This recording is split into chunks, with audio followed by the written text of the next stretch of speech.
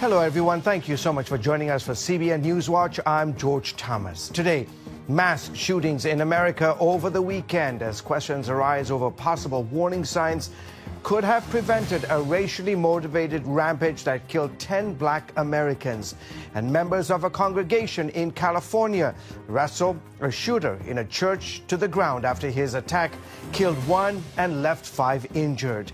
Controversy in Israel as Israeli police are being criticized over the behavior at the funeral of a prominent Palestinian journalist who was killed during an Israeli counter-terrorism operation. We'll take a look at the questions surrounding this case. Plus, a big primary day in Pennsylvania tomorrow as Republicans will pick their candidate to run for the Senate this fall. And President Trump has weighed in with his endorsement. President Trump endorsed me because he said I was smart, tough, and I will never let you down. But not all Republican voters agree with that endorsement, and polls show an extremely close race.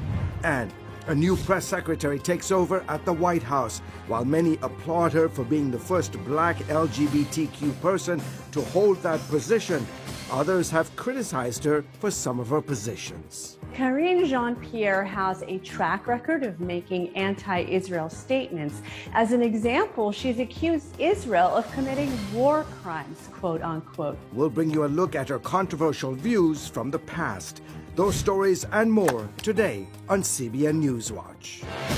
This is CBN NewsWatch. We begin, though, with that church shooting in Southern California where a man opened fire during a lunch reception at the Geneva Presbyterian Church in Laguna Woods after the morning service. The shooter killed 1 person and wounded 5 senior citizens before a pastor hit the gunman on the head with a chair, and parishioners hogtied him with electrical cords. Local authorities said their actions prevented more people from being killed or hurt. We believe a group of churchgoers detained him and hogtied his legs with an extension cord and confiscated at least 2 weapons from him. He was detained when the deputies arrived. That group of churchgoers displayed what we believe is exceptional heroism and bravery in intervening to stop the suspect. They undoubtedly prevented additional injuries and fatalities. Wow, very brave folks indeed. The suspected shooter, by the way, is in custody. He is reportedly an Asian man in his 60s who does not live in the area. Authorities are trying to find out if he had any connection with the congregation. There were around 40 people inside the church when the shooting took place. One member said most of the church members are elderly, highly educated Taiwanese immigrants. He added most are retirees and the average age at the church is 80. The shooting victims were reportedly between 66 and 92 years old.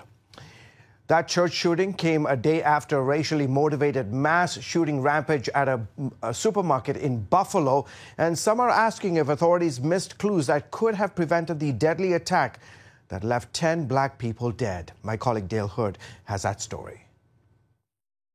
18-year-old Peyton Gendron had been admitted to a hospital for a psychiatric evaluation last year after he made threats at his high school. Then he seemed to drop off investigators' radar. Contact homicide. We have bodies down here. Gendron drove 200 miles from his home in southern New York State to Tops Friendly Supermarket in Buffalo on a mission to kill black people. He had researched the location and even arrived in the area a day in advance to conduct reconnaissance. This individual came here with the expressed purpose of taking as many black lives as he possibly could. Gendron fired as many as 50 shots, killing 10 people and injuring 3 more. All of those who died were black. The gunman surrendered to police and is in custody. The city is now trying to heal, providing support to the grieving. You're going to bless us in spite of this situation. Among the dead, 72-year-old Catherine Massey, who was described as a beautiful person who would do anything for anyone. Deacon Hayward Patterson's pastor says through Christ he had turned his life around.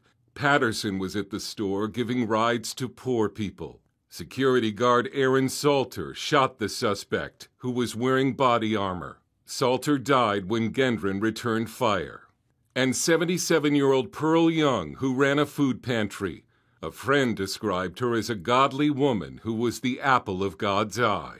Gendron reportedly posted a 180-page manifesto online that detailed the plot and outlined a racist ideology rooted in a belief that the United States should belong only to white people. All others, the document said, were replacers who should be eliminated by force or terror. New York Governor Kathy Hochul has promised action against hate speech, and Joe and Jill Biden will visit the area Tuesday. Dale Hurd, CBN News. Thank you, Dale. Thousands of people took part in protests across the country Saturday publicly to denounce the Supreme Court's expected reversal of Roe versus Wade. In Washington, protesters went to the Supreme Court while pro-lifers showed up, as well as those supporting abortion rights. This is a decision that treats women as objects, as less than full human beings. It puts us back. We believe, life begins at conception, right? And, Jesus commands us not to kill. Abortion rights supporters also marched in other cities across the country, in nearly 400 cities. Recent reports indicate that 5 Supreme Court justices are still prepared to vote to overturn Roe versus Wade and send decisions of the issues of abortions back to the states. More than 20 are already prepared to deeply regulate or ban abortion. Turning to the Middle East, Israeli police are being criticized for their behavior at the funeral Friday of a prominent Palestinian journalist who was killed during an Israeli counter-terrorism raid. But as CBN Middle East correspondent Julie Stahl tells us, there are conflicting stories to this situation. More than 10,000 people attended the funeral of Palestinian-American journalist Shireen Abu Akleh, who was buried in the Greek Catholic cemetery on Mount Zion in Jerusalem.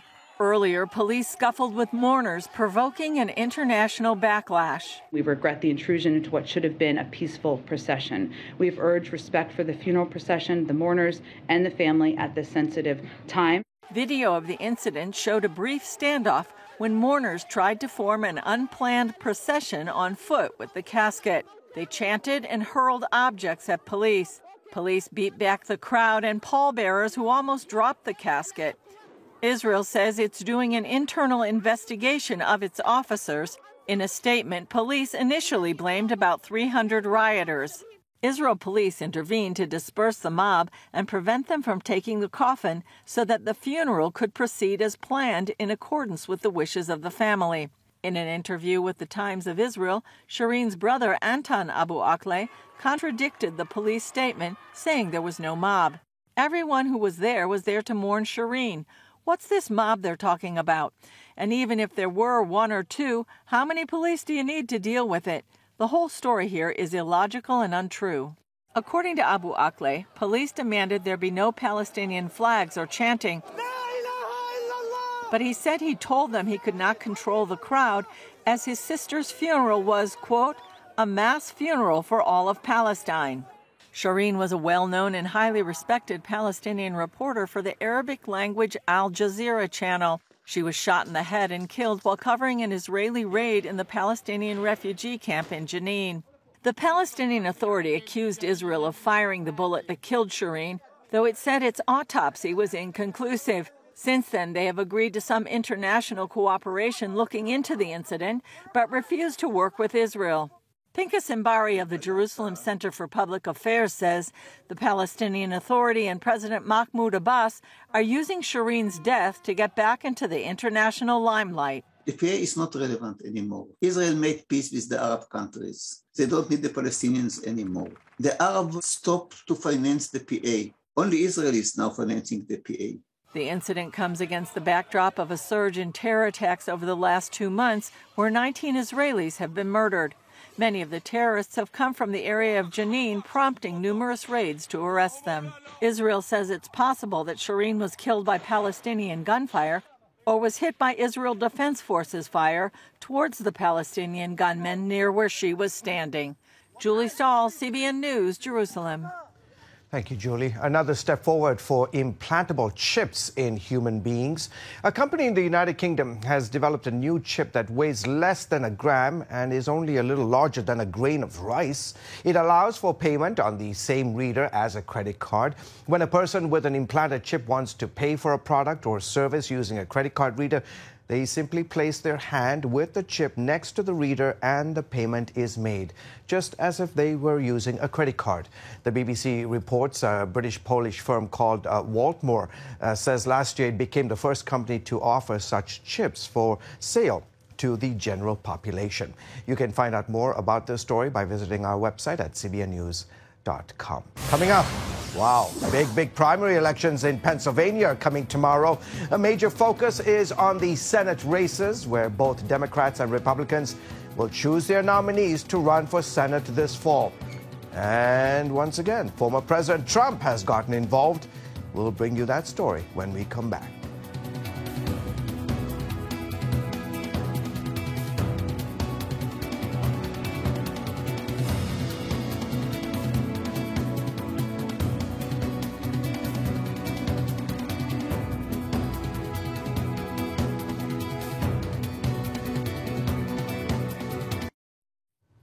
Welcome back, folks. Tomorrow's Pennsylvania primary is shaping up to be a tight race that will be watched around the country. Both parties vying for a pivotal seat that could be a key factor in who controls the U.S. Senate. CBN's Matt Golka brings us the story from Pennsylvania. The race to replace retiring Senator Pat Toomey here in Pennsylvania rolls on as the primary push for the Keystone State hits every corner from here in Erie to just about everywhere else. Judging by the crowd, this must be a really blue county, right? Of course not. 2-1 Trump. But here you are. Pennsylvania Lieutenant Governor John Fetterman stumping in Fayette County outside of Pittsburgh, trying to win back blue-collar voters in his race to grab the Democratic nomination for Senate. Polls put Fetterman comfortably ahead of his competitors, Pennsylvania Congressman Connor Lamb and State Representative Malcolm Kenyatta. Fetterman is not shy about what his D.C. wish list is. Dump the filibuster and pass Democrat priorities like voting rights, codifying Roe v. Wade, and gun control. I think Connor Lamb's a great guy, but we need a lion, and John Fetterman's a lion. While Democrats see Pennsylvania as an opportunity to flip the seat blue, Republicans here are fiercely trying to defend it. President Trump endorsed me because he said I was smart, tough, and I will never let you down. Although reality star Dr. Mehmet Oz picked up the coveted endorsement, it hasn't led to boosts in the polls. Facing criticism for past statements supporting abortion and gun control, Oz has been neck and neck with Dave McCormick, a former hedge fund executive hitting Democrats hard on record inflation. The policies we have in place, I think, are killing our economy and really hurting our institutions. In Erie, some Republicans question why Trump picked the reality star. Because I really think he's getting some bad information on that. Now, I do know that Oz had him on his program when he was running and stuff, and I know he's a very loyal person. So is that why he endorsed him? I don't know. I wish I could get a hold of him. I wish I could pick up the phone and say, what are you thinking? As candidates hit the home stretch, it's Kathy Barnett making the biggest splash. Multiple polls show her catching up to both Oz and McCormick while being massively outspent. Although critics call Barnett extreme, her personal story, as the child of a mother raped at the age of 11, could be making a difference. That, combined with her outspoken faith in signs that Roe v. Wade could be overturned, may have struck a chord with GOP voters. You probably know that she's had a tough upbringing, but you know what? She loves the Lord, and she loves the Constitution, and that's what we love. We love babies. Barnett's surge led Trump to put out an official statement saying she could not win the general election. Sounds like the president knows what's going to happen on next Tuesday. I am so excited. I am not excited just for myself. I am excited for the people of Pennsylvania and by extension for America. Candidate Carla Sands is also name-dropping, hoping her experience as an ambassador in the Trump administration can make a difference. I worked in the administration. Nobody else in this race did. I helped President Trump get elected, like I have every single Republican candidate for president since I've been an adult. And there's already been big money spent here in Pennsylvania, and at least on the GOP side, it's added up to almost a three-way tie at the top as they head toward primary day. But no matter who wins, expect more money to pour into the Keystone State as they head toward the general election in November. From Erie, Matt Gelka, CBN News. One footnote to that story, Democratic candidate John Fetterman has suffered a stroke but is on his way to a full recovery. Fetterman said in a statement that he had a stroke caused by a clot from a heart being in an AFib rhythm for too long. He said the doctors were able to remove the clot and got his heart under control. He said he was feeling much better, and the doctors tell him he didn't suffer any cognitive damage. Good news there for sure. Still ahead, the White House has a new press secretary, and though many are celebrating the president's choice, she has taken many controversial positions in the past, including against Israel. We'll have a closer look at Karine Jean-Pierre right after this.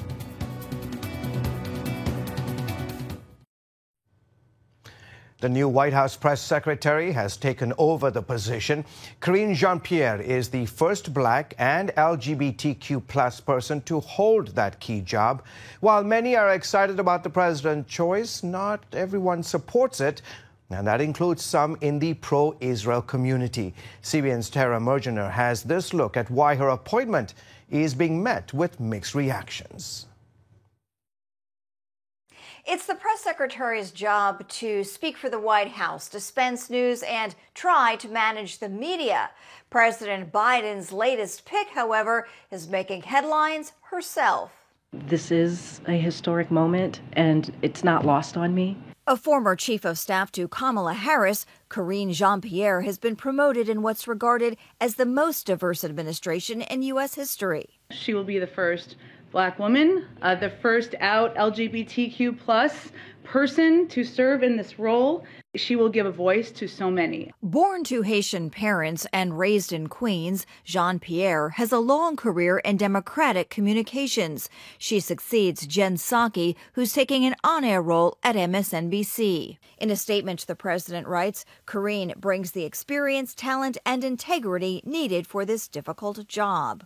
One that also comes at a difficult time for the administration. A veteran of 2 presidential campaigns, the 44-year-old now takes on the challenge of conveying the administration's message as midterm elections loom. But we're walking around like, woe is me. And President Biden's popularity plummets. I just appreciate this time and this moment, and I hope that I make people proud. Jean-Pierre is aware of the media's impact on politics, often using it in her past role as a Democratic strategist. Donald Trump doesn't really care about the country. While receiving wide praise for the high-profile position, not everyone is embracing President Biden's pick. Former Ambassador David Friedman tweeting, amidst all the celebration of Biden's new press secretary checking multiple boxes in identity politics, the mainstream media forgot to mention that she hates Israel. Karine Jean-Pierre has a track record of making anti-Israel statements. As an example, she's accused Israel of committing war crimes, quote unquote. In 2019, as a spokesperson for MoveOn.org, Jean-Pierre wrote a scathing op-ed in Newsweek, endorsing the boycott of a historically bipartisan group, which advocates for a strong U.S.-Israel relationship. She's also accused the America-Israel Political Action Committee, AIPAC, of indulging in racism and Islamophobia. One wonders is whether she'll be capable of being objective. Critics also charge Jean-Pierre's relationship with CNN anchor Suzanne Malveaux is a conflict of interest in this position, though a similar arrangement happened during the Obama administration with Press Secretary Jay Carney. CNN has sidelined Malveaux from covering politics and the White House for now. Should it matter here? No, it should not matter, but it does. And why does it matter? Because we're in a climate right now, a political climate and a media climate that is so polarized that the last thing you want is any sort of appearance of conflict of interest. Or a history of pushing disinformation, as critics point to tweets like this one sent shortly after Donald Trump won the 2016 presidential election, which she called stolen. She made a similar claim regarding Stacey Abrams following the 2018 Georgia governor's race. There needs to be a measure of credibility, and if you've been on the record declaring such things as Stacey Abrams is the secret winner of the 2018 Georgia gubernatorial race, that credibility is very severely and perhaps irreparably strained. Press secretaries have the power to shape presidential agenda and public perception. Jean-Pierre's supporters insist she'll use the power of her post wisely. In Washington, I'm Tara Mergener, CBN News. Thank you, Tara. Coming up, stargazers turned out overnight to see a beautiful lunar eclipse and blood moon. We'll bring you a look at what they saw when we come back. Stay with us. A total lunar eclipse graced the night skies on Sunday night into early Monday morning, providing longer than usual thrills for stargazers across North and South America. NASA showed the moon bathed in the reflected red and orange hues of the Earth's sunsets and sunrises. It lasted for about an hour and a half. It was the first so-called blood moon in a year. And observers in the eastern half of North America and all of Central and South America had prime seats for the whole show, weather permitting. This is how it looked from the South American country of Chile. Partial stages of the eclipse were visible across Africa, Europe, and the Middle East. Awesome stuff there. Well, folks, that's it for today's edition of CBN NewsWatch. Remember, you can find more of our news programs on the CBN News channel anytime or online at cbnnews.com. Also, tell us what you think about the stories you've seen by emailing newswatch@cbn.com. From all of us here from the headquarters of the Christian Broadcasting Network, goodbye and have a great day.